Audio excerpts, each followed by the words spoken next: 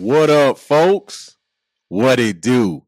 Welcome to the best advice ever podcast with comedian Mike Goodwin, me, the bow tie comedian, sans the bow tie, man. Excited to be back. Thank you so much for joining me again for another episode. Such an honor and a privilege to have you here listening or watching. I don't know where you are ingesting this content, but wherever you are, I want to say thank you. You could have been anywhere in the world, but you're here with me, and I appreciate it. We are rocking and rolling, man. We are in the fourth quarter of the year.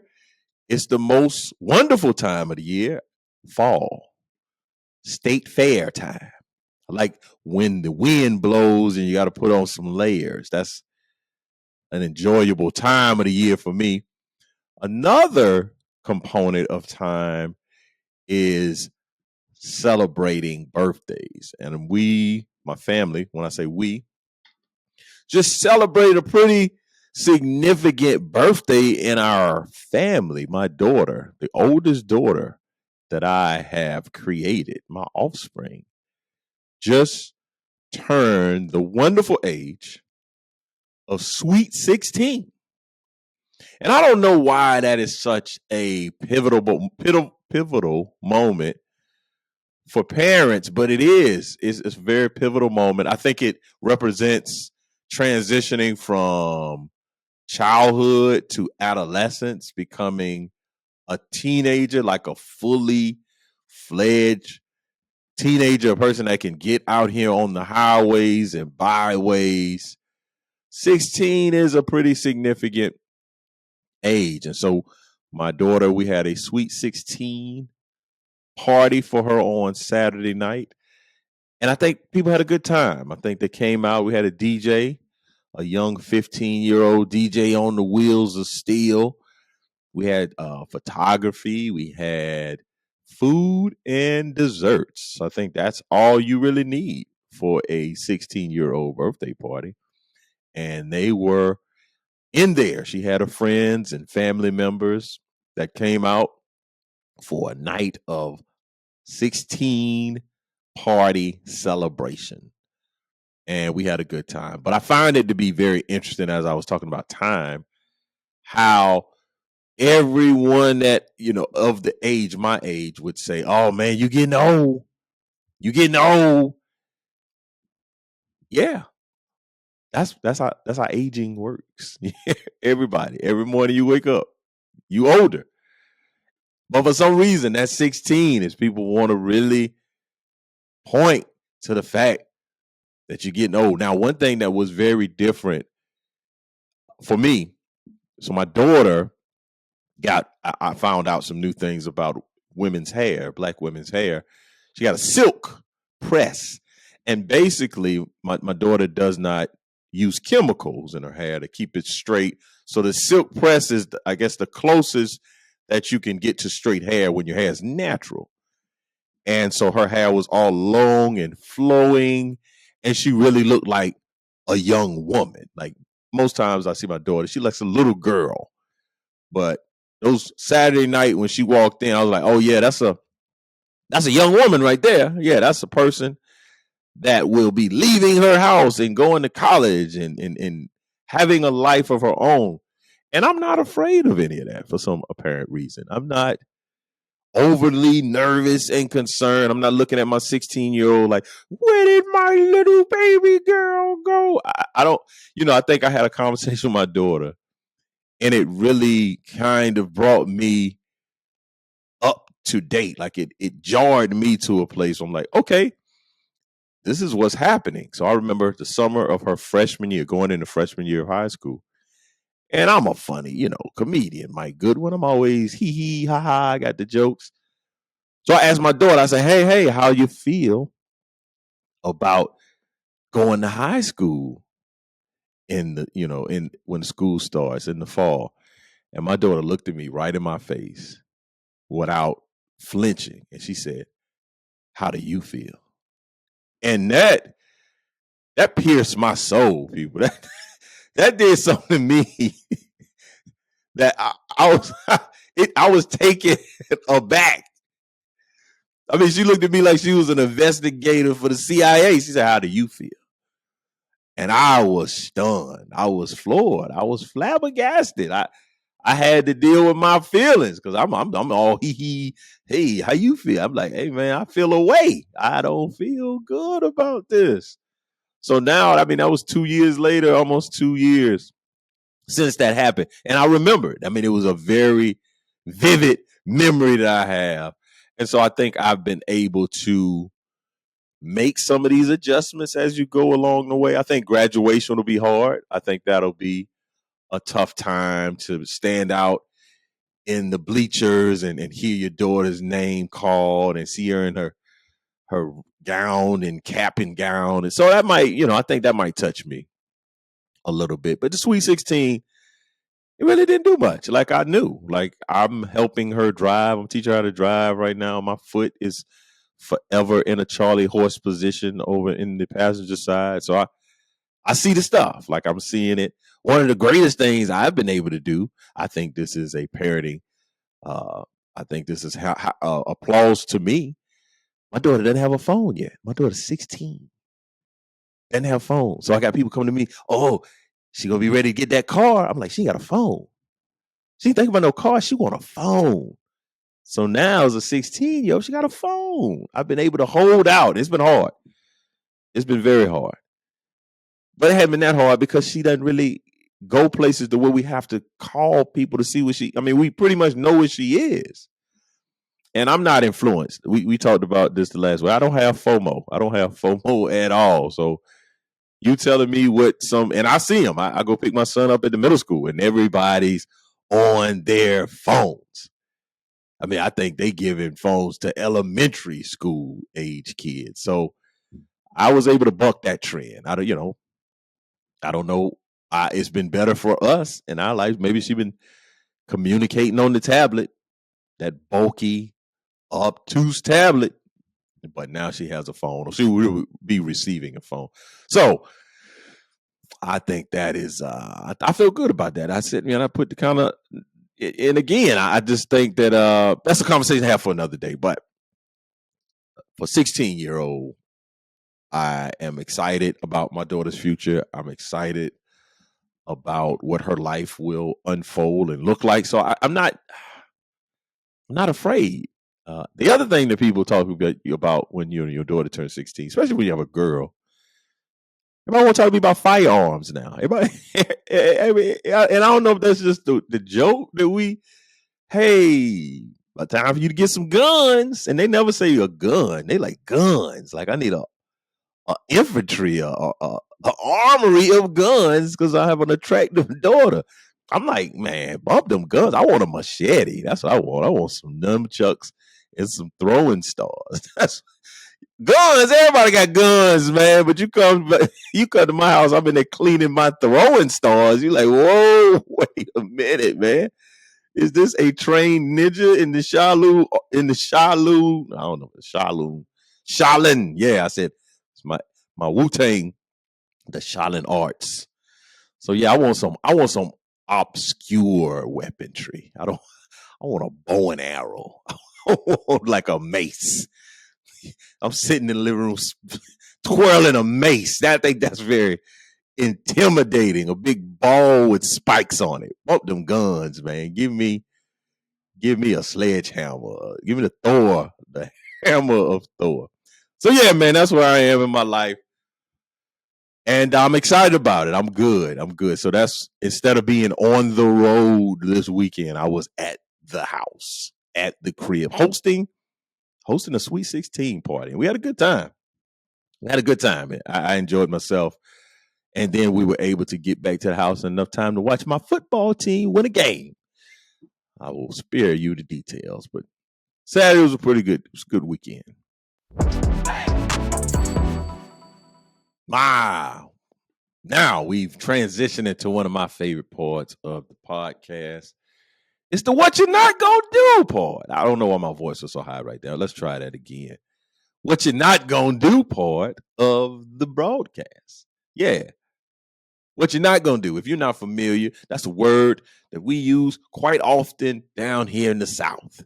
And it basically is a command warning. It's like, hey, man, before you go any further, what you're not going to do is continuing the activities that you're doing.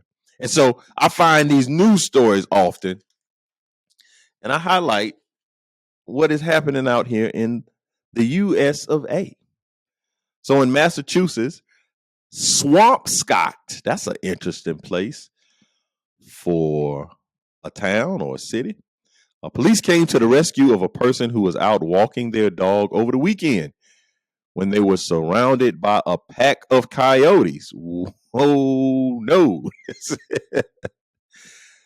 You got to call 911 on the coyotes. You just out walking, little Fluffy.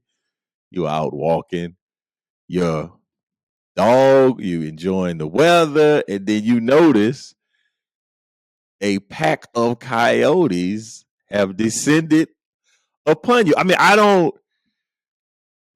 who signed up for that?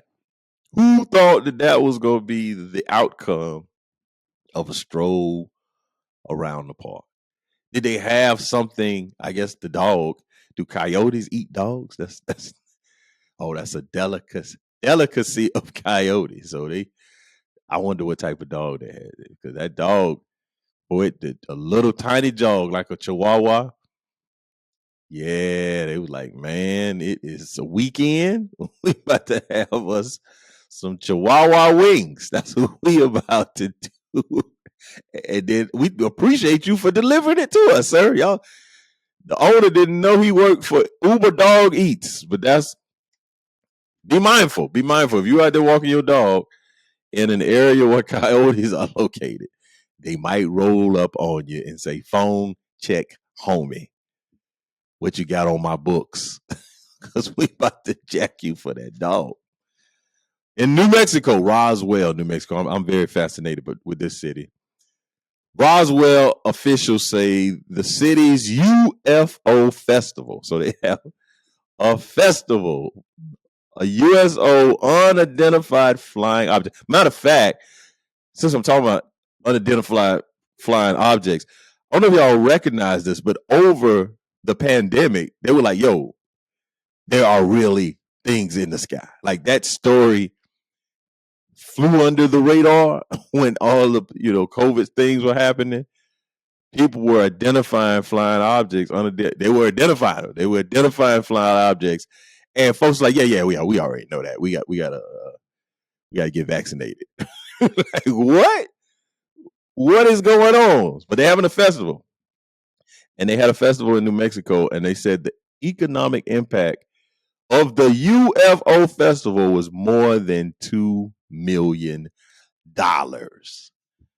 Come on, man. I got to get into some of this UFO action, man. I need to get me a booth.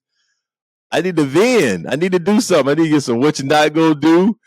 UFO t-shirts. I need to get you. It's not wrong. It just ain't right. I need to get to Roswell, and I need to get to the festival. I think that'll be a great trip to go to the UFO festival and see what is going on. I'm gonna do some research. I'm gonna do some YouTubing, some Facebooking, and see what's happening out here in Roswell. And the last story that I found to be interesting. This is in Pennsylvania, Newtown.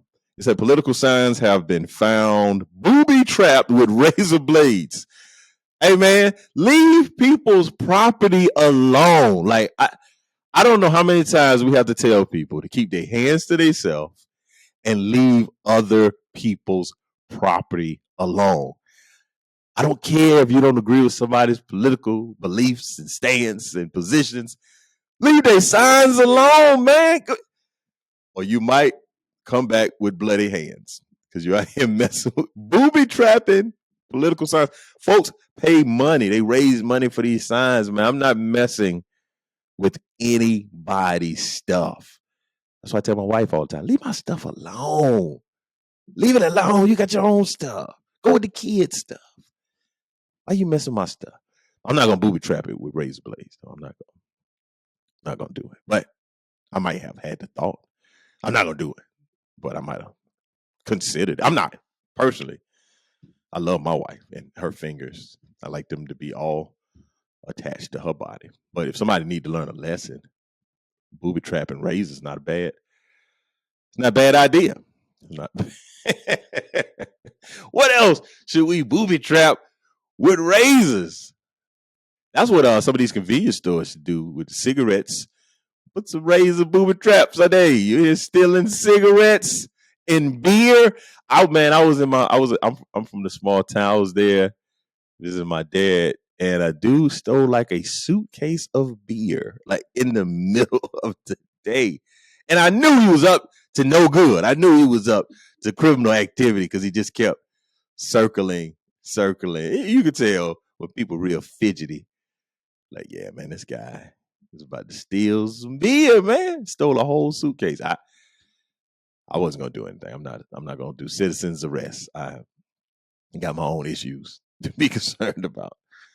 And the last thing, and I'm not gonna even stay on this long, but this is not humorous. This is a real serious moment. What you're not gonna do, and I'm especially talking to dudes, to men, or even if you have men in your life, you have a husband, a brother, a son, an uncle, a nephew. What you're not gonna do is suffer silently, dudes. Man, I am encountering more and more of guys that are silently suffering with issues that they can easily be helped with. Like, very simply be assisted. Like, there's something about men where we like, man, I'm not going to ask for help. I'm dealing with something in my life, like my personal life, that's like, dude, why you didn't ask for help, man? Are you serious? So what you're not going to do, if you're a guy, hey, man, don't suffer inside. And women, I know y'all, especially the guys in your life, they say, stop bothering me, stop nagging me. Don't stop. Don't stop. Because if you don't nag, if you don't question, if you don't bother, these dudes going to keep doing the foolery that they were doing. So make sure that you're supportive. And even if you're struggling, man, don't struggle in silence. We all struggle out here. The world is a struggle. It's a struggle. Like, that doesn't mean you got to struggle alone. So what you're not going to do is be struggling in silence, gentlemen. That's what you're not going to do. So the best advice ever portion of the show. So I had a whole nother best advice to share. I had something I was preparing, and then I went to church Sunday, and my pastor was doing the sermon, and it's titled "The Paradox of Time," and it really resonated. And anything that my pastor's ministered, it always hits me right in where I need to get it. But Bishop Herbert Bailey is my pastor at Right Direction Church International, and this, like I said, this past Sunday he was talking about the paradox of time, and it basically is explaining how God uses time in his 5 ways. But with knowing pastor, that thing will be 17 ways by the time we get to it. But it made me think, and I readjusted the best advice ever that I was going to share, because I not only had that experience at church, then I went to visit someone in the hospital, and I have a family member who's currently in hospice, and she is 102 years old. And she's basically like, get me out of here. Like, what in the world? She literally said to her grandchildren recently, she said she thinks the Lord has forgotten her. Like, why won't he let me come home? Like, she said she's done all the things. She checked all the boxes. And she's ready to go. I mean, she's lived to be 102. Her birthday will be in December, so she'll be 103 in December. So it made me think about the concept of time. And so the best advice ever that I'll share today with you is something that I've often said, and I'm not necessarily certain where I heard it or read it, but it's time will either expose you or promote you. Time will either expose you or promote you. And I think the thing that my pastor said that really hit me was he said that in time, when you're younger, you want time to speed up. And then when you're older, you want time to slow down. But when no one has ever had a conversation or has, I guess, talked to us, they talk to us, but it's indirectly. I don't think anyone has ever given me the keys to use time to my benefit, use time as a friend as opposed to using time as a foe. You know, one of my a line I think about is friend or foe, yo, state your biz. You know, it's like where do you fall? And time has been both of those to me. Time has been a friend and time has been a foe. But I think that if we're more mindful of time, it can be far more beneficial to us than it can be detrimental. Because I think what happens, especially when you're younger, you really think you have a lot of time. You just are under the impression, oh man, I'll get around to that. I got time. Oh yeah. I'll do that in a couple of weeks. I'll do that tomorrow. And that's not the best use of time. Time is a thing that you have to use it right then and there. You have to take the opportunity to get the most out of time. I hate going to eat chicken wings with people that don't appreciate chicken. And they leave a lot of meat on the bone. That's not how you use time. Time, you got to get it down to the gristle. Like you get it. I'm telling you, I'm not gonna call out any particular groups of people, but there's a group of people that I've been around, folks of the non-melanin persuasion. They're just a lot of meat. I remember going to an NFL game with a buddy of mine and his little boys, and they were not of the melanin persuasion. We went to Bojangles, man, and I was watching them boys eat those chicken wings, and man, it was so much meat. And I was like, "What? They done?" And I was full. Like I've eaten. I'm not hungry, but I wanted to eat the meat that they left behind because it's just wasteful. It's wasteful. Don't do that. And that's how time is. Don't allow time to not.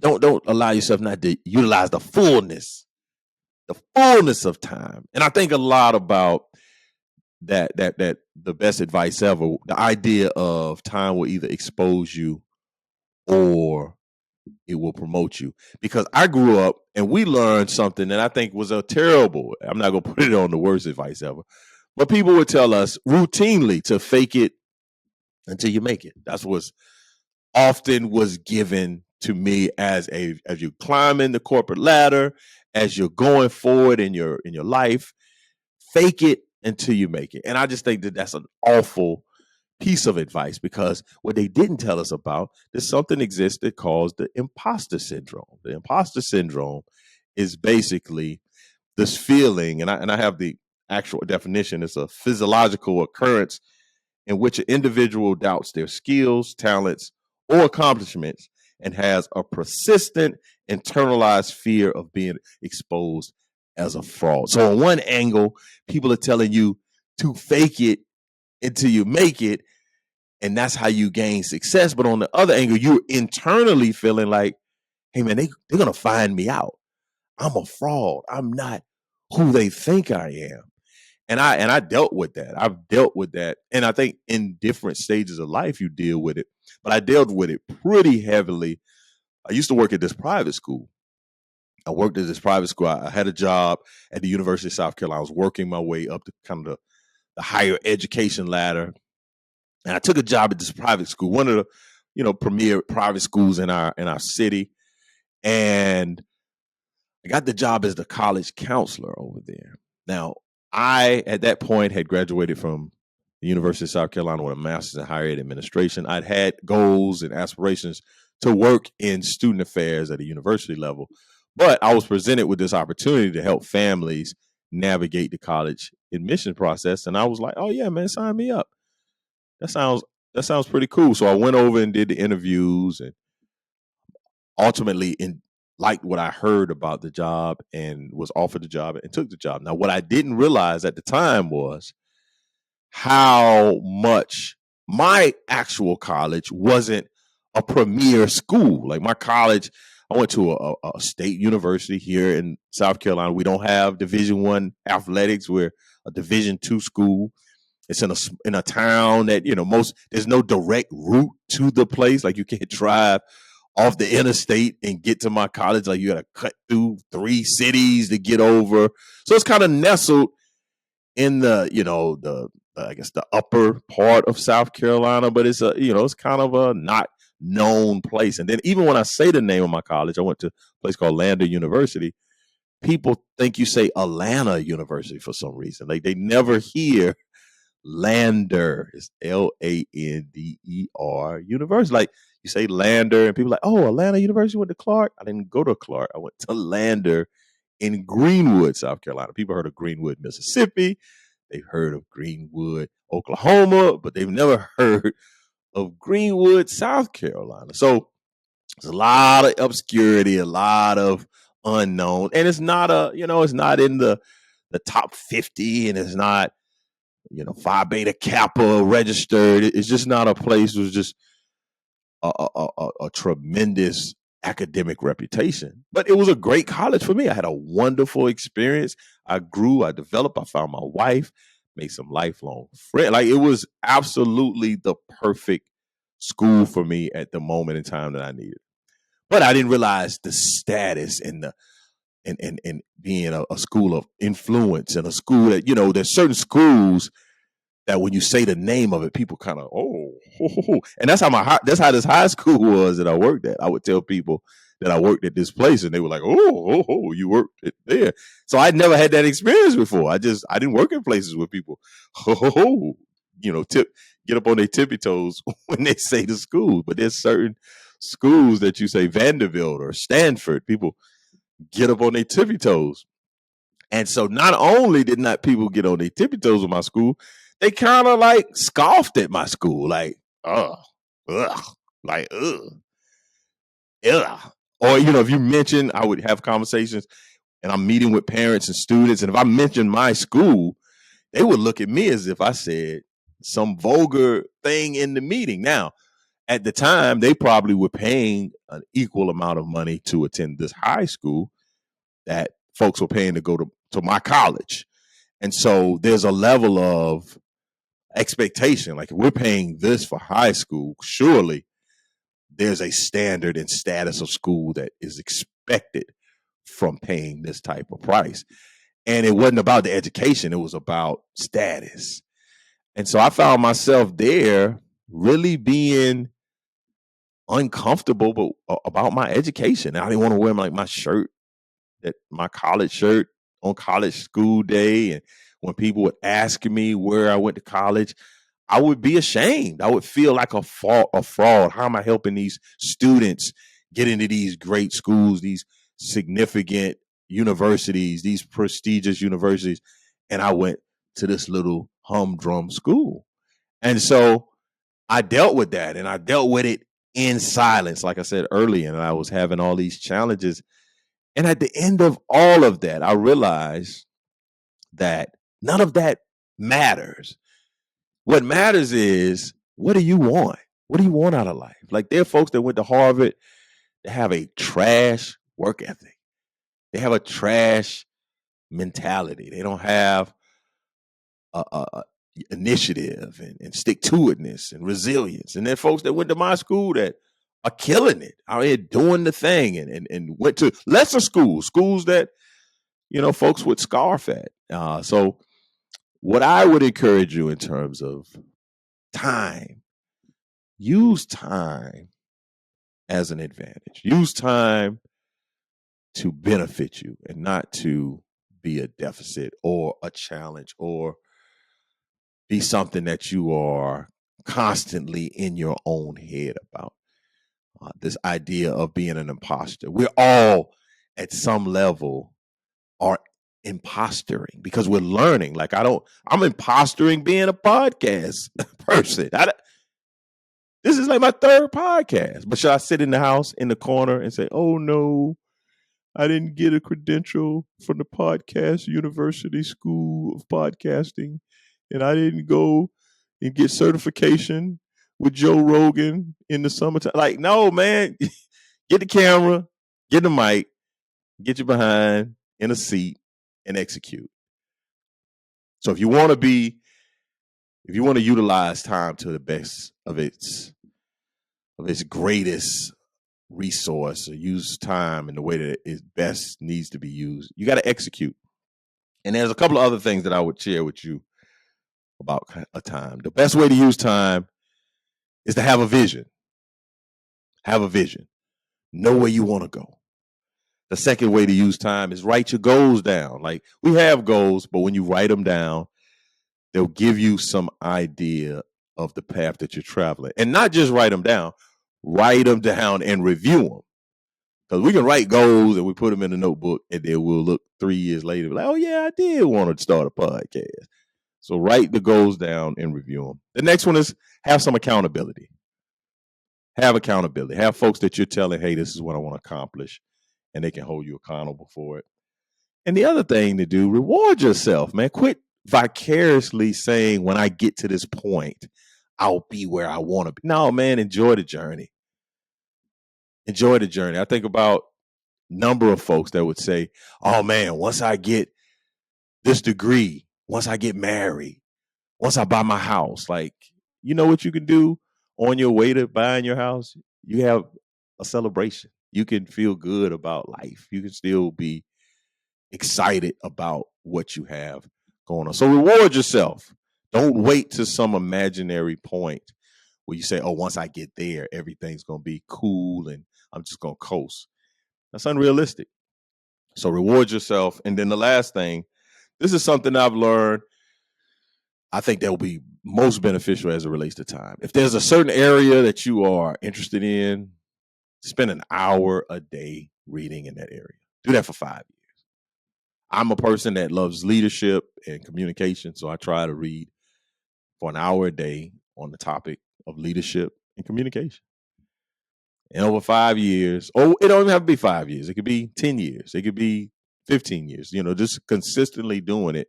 And over the course of time will promote you and it won't expose you. So I think that the idea of being an imposter syndrome, or that idea of imposter, I don't think that's a bad thing. Just continue to work. Continue to gain skills. Continue to get the proficiencies and the competencies that you need to feel like, oh yeah, I'm pretty comfortable. When I started doing stand-up, I felt like an imposter. Now I'm pretty skilled. I'm pretty confident in my abilities because I put in the time and I put in the work, and time has promoted me as opposed to exposing me. So hopefully that will help you. And hopefully that's been some of the best advice ever that you have received, in the simple idea that time will either expose you or promote you. All right, so this is a new segment I want to try. I'm going to do, and I'll periodically drop it in. And this segment is called The Church of Deion Sanders. This is this segment. I got a friend of mine. Her name is Allison Moore. She's a comedian. You need to check her out. But she constantly, anytime we talk, she always asks me, when am I going to start my church? She's like, Mike, whenever you and Rosalind going to start your church, I'm going to be the first attendee. And I always tell her, I'm never starting a church. You don't have to worry about me starting the church. It won't happen. It can't happen. Matter of fact, my friend, I got a buddy, Trey Brave, he always tells me I couldn't be a pastor because I share bad news horribly. I don't say, hey, man, you're sitting down. Hey, I got something tough to tell you. I text. Hey, man, Sally Mae died. And he like, whoa, bro, what are you doing? Yeah, she had a heart attack. Like, bro, you have no pastoral care. You have no tact. But my friend says that all the time when I'm starting my church. So I'm saying that to Deion. Whenever Deion Sanders starts a church, I'm sorry, I'm sorry, Bishop. I am out. I am going. Well, I may not leave because now you can virtually be a member at somebody's church. You don't have to leave your church. So I'm gonna stay at my church. But if Dion starts a church, I will be one of the founding members of, and that's, we need to figure out a name of Dion Church. That we gonna call it the Church of Pentecostal Prime Time. Like, we need to figure out that could be something. Y'all send in names of churches for what we call the Church of Deion Sanders. And so the reason I say that, Deion is very inspirational to me. He's very inspirational. Everybody knows, if you don't know, he's the head coach at Jacksonville State, HBCU University, where he's the coach, and he's making some waves. Like, he's readjusting how people look at HBCU athletics. He has all the eyes on him. He was on Good Morning America this past Friday. They had Jacksonville State homecoming on Johnson. What is it? JSU. Why I keep saying Jacksonville? Jackson State. Yeah. Jackson State. He was on Good Morning America. They had Jackson State University's homecoming on Good Morning America. They were interviewing students and the coach on Good Morning America. And so, you may not know this about him. Deion put out a song. This is one of the wonderful things about Deion Sanders. He has a song. If you've not seen it, I would encourage you to go to YouTube and type in "Must Be the Money." That is the song. And I believe that song came out when I was a young adult. Like, I remember seeing the video. I remember thinking it was one of the most hilarious things I've ever seen in my life. Because even though Deion's an outstanding athlete, I never saw him as a rapper. He was doing the Drake thing before Drake existed. So there was not really, at that point, people that were kind of rap singing. That wasn't a real kind of thing at the point. So when he showed up on the scene doing it, it was kind of gimmicky. Like, I enjoyed it. It was funny. But I'm telling you, the lyrics are probably some of the most hilarious. And I'm going to shout out this particular lyric that just every time I hear it, and I even mashed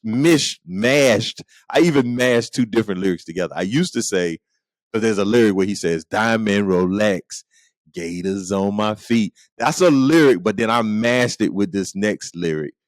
So I'm going to tell you my wrong lyric, and then I'm going to tell you what the actual song says. So I always thought about this particular verse is "Diamond Rolex, gators on my feet. The club is packed, but I sits in VIP." So "sits in VIP" is one of the funniest lines I've ever heard in my life. I literally am thinking about doing a comedy special and call it "I sits in VIP." Like, that just is that's such a classic line. The club is back. I don't care nothing about that. You know why? Because I sits in VIP, baby. So that was the incorrect lyric. This is the real lyric. "The place is packed, nowhere to find a seat, but I don't worry because I sits in VIP." That's the line.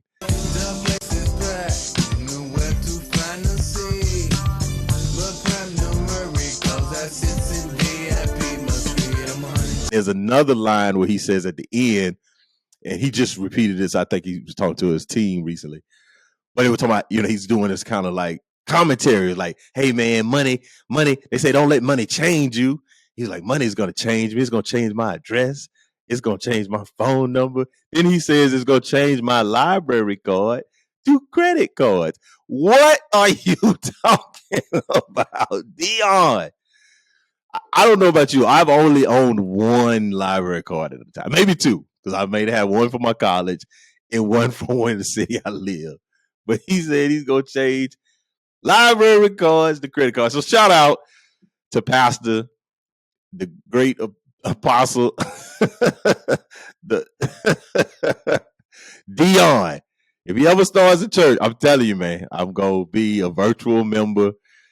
I will be in new members class. I'll do whatever it needs to do. And again, I want y'all to send in some possible names for this segment. What we're gonna call Deion Sanders Church, because there's so many things I want to talk about with Deion. That's just the tip of the iceberg. The club is packed, but I don't worry because I sit in VIP.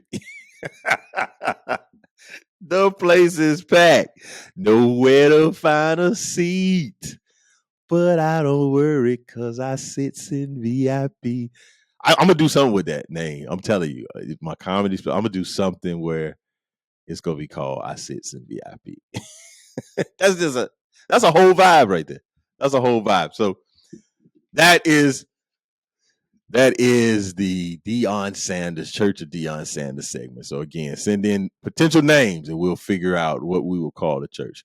And we also have Ask the Bowtie segment. I've asked you if you are interested in sending a question, just send it to info@comedianmikegoodwin.com. We've had people send in questions. So we have some questions today for Ask the Bowtie. The first question, it is, what is some advice you can give about starting your podcast?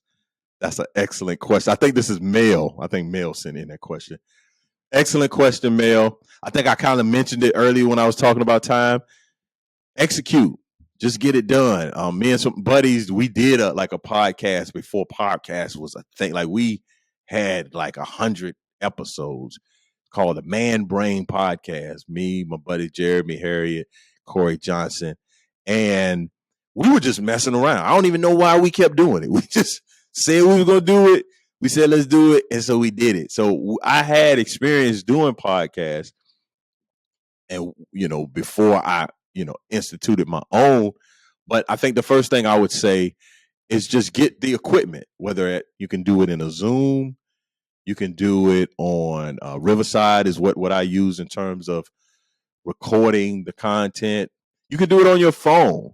Just do a podcast. You can do the audio, take the audio, but execute, get it done. Now, this is advice, this next piece of advice, especially for podcast. This is more of an entrepreneurial advice that I want to give people. Whenever you're out to try to do something, hire somebody. Like, hey man, we got to stop trying to do stuff on our own. Like, you have to hire people. Now, again, I understand you may not have this tremendous budget, but find people that are growing with you growing. And you'll be surprised.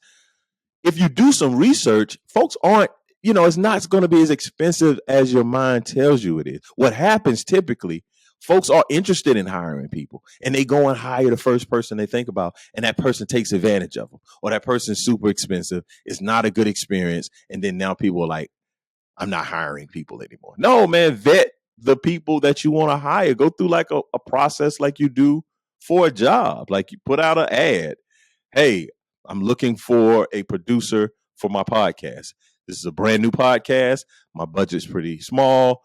I'm looking for someone who's able to work with me and we can, figure out the payments or whatever the case may be. But if you're trying to do something, whether it's entrepreneurial, whether it's professional, personal, get some help and pay people to help. Pay people to help. Now, if you can get free help, that's fine for a while, but at least go into it with the intent to pay. Like somebody will say, hey man, you have to pay me. Okay, that's fine, but I'm gonna pay you anyway because it's the thing to do when you're trying to grow and scale something. So I would say do it, execute. I would also say hire someone to help you do it that has expertise in doing it. And then the other thing, if you're looking at starting a podcast, I would get there's resources out there. Like I did a podcast, like a 5-day podcast challenge. That my guy is a guy named Jonathan Jones. He's your podcast mentor. That's how he's termed himself, the podcast mentor. You can check him out. His on Instagram. There's a number of folks out here that you can just connect with. They have resources. They have resources where they've done it. They have templates where you can just plug and play. And so I would encourage you to, number one, do it. Like have the idea, get it down, execute it, hire someone to help you, and then also pay for resources and information. Because I was talking to a buddy of mine recently, and he wanted to do a podcast about communication, but the name of it didn't make sense. Like, it was called the Ugly Panties Podcast. That's what he wanted to have. Shout out to my guy, Mr. Bryant Smith. It was my college. He was over the multicultural student affairs. He was a mentor of a lifelong mentor. I've been out of college for a number of years, and we just had lunch the other day. But that was the name of his podcast. It was like the Ugly Panties podcast, but it's about communication. Like, hey, that's not gonna work, my man. You gotta call it like the best communication podcast or excellent communication podcast. So get some resources, get feedback and information from other people. Hopefully that has been helpful. And then the last question here, this is a pretty weighty question. And it was a question I thought about, and I didn't want to like have a predetermined answer. So I said, man, I want to have the conversation as if I was talking to this person. And so this person, this is a friend. This is not a foe. And they even sent more context to the question in the actual email. They sent an email, so they gave me some background. So it just wasn't this out of place question. But I'm gonna read the question, and then I'm gonna do my best to answer the question. So the question is, for Ask the Bowtie, what is your best advice for Caucasian American audience members who feel disconnected or excluded when your content is specific to the Black experience? I think that's a great question. I think that's a very gutsy question. I think that's a question that folks have and not really like, I don't know how to say this. And again, shout out to Richard. He gave me more context around the question. So I want to stay at the beginning of this. I'm no expert. I'm not speaking for every Black person in America. I have a pretty extensive life and extensive experiences. And I love talking about race. I think that I think it's important to talk about race. Unfortunately, we have found ourselves in this place in society where folks are antithetical to race. Like, what does race have to do with anything? And people, like my whole life, I'm 40. So my whole life, up until maybe 4 years ago, people had no problem talking about race. And then now, well, they didn't have a problem talking about race, but race was in the conversation. Now, it's like, why are we talking about race? I'll talk about race. Because I believe this. We don't resolve issues without dialogue. Like if me and my wife have a problem, a concern that we're working through, the best way that we get to a solution is talking about it. I know some people are from the Morgan Freeman school of thought. Morgan Freeman said something, I think, on 60 Minutes and said, if we just stop talking about race and racism, it'll go away. It'll just vanish. And I don't believe that. I think racism is akin to cancer. And I don't think cancer is something that you just ignore and it goes away. I think cancer is something you have to treat, something you have to have specific methods. So to this question in particular, how do I make members of the Caucasian or white? I say white. I hope you're not upset I hope you don't cringe when you hear the word white. I say white. I say Black. I think the first thing about that I think about is that's a very common experience, especially that's why I think the terminology white privilege comes up, because my whole experience has been through the lens of someone else's experiences that wasn't Black, meaning all through school, I was educated about things that didn't necessarily reflect my experience. I mean, one of my favorite books in school was The Animal Farm. It was about the Russian government and how communism. I don't think there was no Black folks in that book. I don't think it was one Black character. Maybe Boxer. Boxer might have been. The Great Gatsby. The Great Gatsby is a book that resonated with me as a high school student. Actually, I'd never read a book from an African American artist until I got to college. And that was The Invisible Man, Ralph Ellison. That was the first time that in an academic setting, I was able to engage with Black art. So for my white fans, I would hope that you would not feel disconnected to the material from the Black experience. I would hope that you would have a lens into a world that you may not know much about or have a front row seat as I take you in this journey of my life.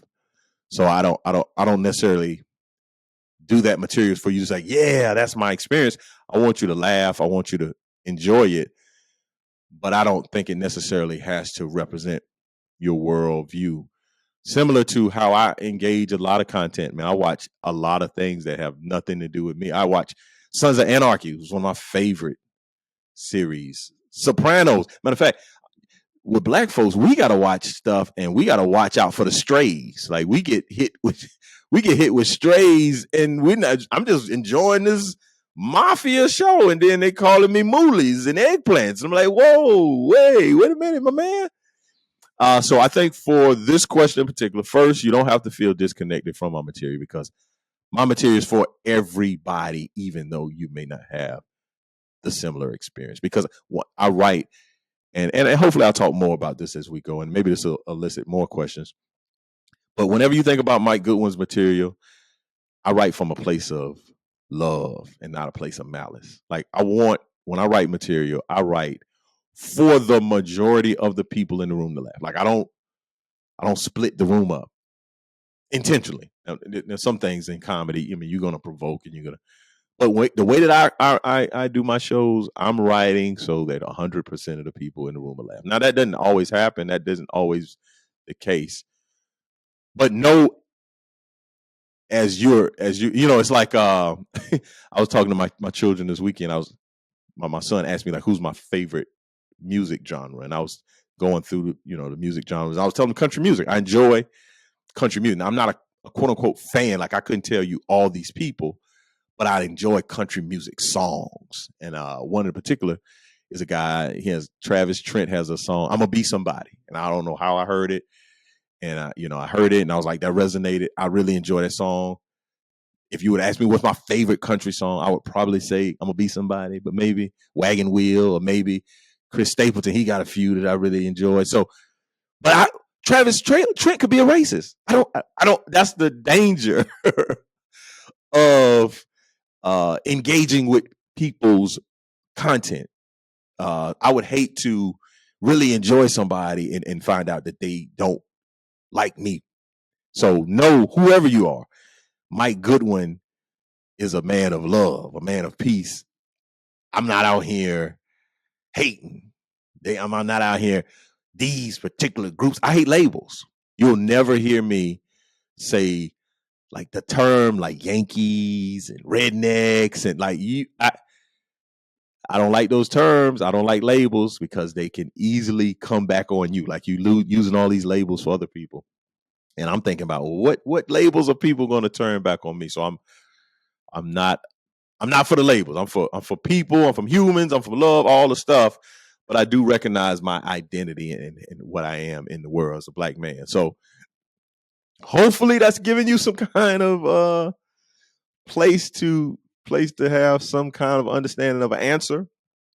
I think what I would tell you is enjoy it. And every joke may not be your joke. I often say this in terms of comedy: your vote is to laugh or not laugh, and you have the ability to do such. And again, I write from a place of love. I write from a place that represents goodness, purity, positivity. There's some hard edges. I got some hard edges in my life. My life's a hard edge life. So as fun and as engaging, and I'm light. If you knew me personally, there's some hard. Like there's a rage. There's I'm a dichotomy of sorts. I'm fun, positive, but I'm a very intense, no nonsense, go for the juggler kind of guy. So it's very interesting how the Lord created me. So thank you, Richard, for asking this question. I want you to come on over to the Black experience, Richard. Come to the Black side. No, we get you a black card. I don't even have a black card, Richard. So it's a fictional thing out here, man. I want you to engage, whether you feel away. And then sometimes, and this is the last thing I'll say, sometimes if you notice something within you that makes you a little uncomfortable, I would take a look at that. That happened to me. I worked at the University of South Carolina in the visitor center, and then I was given all these types of I was a group tour guy. And one particular day, I had a group from the Special Olympics. Had a group of mentally challenged individuals that came on my tour. It was a tour full of Special Olympics folks. And I felt so uncomfortable. I felt so awkward. I didn't know what to say. Number one, I didn't grow up with folks that were that had mental challenges. I didn't grow up, with special needs environments, right? So when I talked about them or engaged in that community, I probably was cracking jokes. I was saying unkind things. I was probably being very rude and very inconsiderate. And so here I am on this tour, and I'm leading this group of folks that I know nothing about, and I'm partly ashamed because I know how I felt over the years about folks that are in this community. And so I'm challenged going through this whole tour, and I'm feeling very uncomfortable. And so by the end of the event, we probably, I don't even know, I did probably a 2-hour tour. I had a conversation with myself. I was like, "Hey, bro, what is up? Like, why did you feel the way that you felt? What is going on?" And so I went and volunteered, and I coached a Special Olympics team. I went to become a coach with. They were having practices. I went and did the research. I said, "Okay, I feel very uncomfortable in this community. These folks did nothing to me but come on this tour. They were so positive. They were so funny and engaging. And it was one of the best tours I've ever done. But internally, I felt away. And so I said, man, I don't need to feel like this. Like, this is inappropriate. So I went, did some research, and I found out that there were opportunities for me to volunteer. And I said, oh, I love basketball. I'll go coach this basketball team. And man, I went and took my Sundays when I was in graduate school, and I probably coached for 2 years. And I coached, and I spent time with this group, this community that I had not spent time with before. I had all these preconceived notions about. I had all these feelings and thoughts about, but I didn't know personally. And that was an amazing experience for me. And recently, like this past, maybe a year ago, I did a keynote for the Special Olympics of South Carolina, and I shared that story. And they knew exactly the coach that I served with, because he was a long-term coach. His daughter played on the team. And I was able to share how impactful the Special Olympics have been to my life personally. Like, I personally benefited because I saw a bias or prejudice that I had, and I would have did something about it. I said, man, this ain't right, man.